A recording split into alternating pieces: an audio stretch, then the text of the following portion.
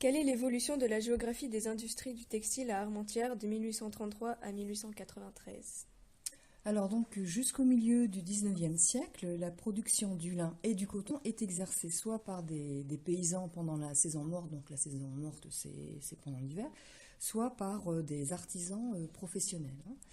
Alors les tisserands travaillaient à domicile ou dans des petits ateliers qu'on appelait les pacus. Entre 1833 et 1843, donc 7 machines à vapeur sont installées à Armentières. Le commerce du textile se développe grâce à la ligne du chemin de fer, l'île Dunkerque, qui a été créée en 1848. La cité de la toile, nommée ainsi à l'étranger, devient le premier producteur de lin en France avec Houpline. Quelles sont les conditions de travail et de vie des tisserands?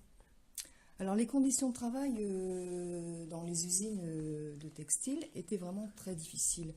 Les tisserands travaillaient donc dans la poussière, le bruit qui est généré par les machines, travaillaient aussi dans la chaleur, donc il faisait à peu près 30 degrés. Alors les tisserands travaillaient en moyenne 12 heures par jour. Le salaire annuel d'un ouvrier était environ de 800 francs au début du XXe siècle. Et il ne suffisait pas pour nourrir une famille de 3 enfants. Alors en raison de ces faibles revenus, les ouvriers n'avaient pas de bonnes conditions de vie matérielle. Alors, ils vivaient dans des petites maisons donc, qui étaient constituées d'un rez-de-chaussée, et la majeure partie du budget était utilisée pour l'alimentation. Alors en raison de ces conditions difficiles, une grande grève se généralise dans le secteur armentiérois, donc en 1903. Donc à cette occasion, donc Jean Jaurès est venu à Armentières pour soutenir les ouvriers. Quelles sont les différences de fonctionnement avant et pendant la Grande Guerre? Alors, donc, pendant la Grande Guerre, donc, les conditions de travail des tisserands donc, étaient encore plus difficiles.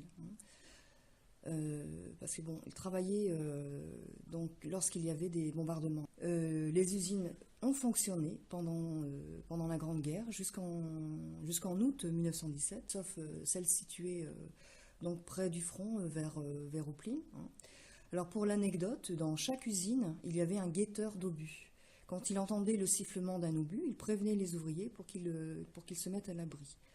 Alors à partir du 17 août 1917, les civils doivent évacuer Armentières. En effet, la situation s'aggrave, il y a des bombes à hypérite.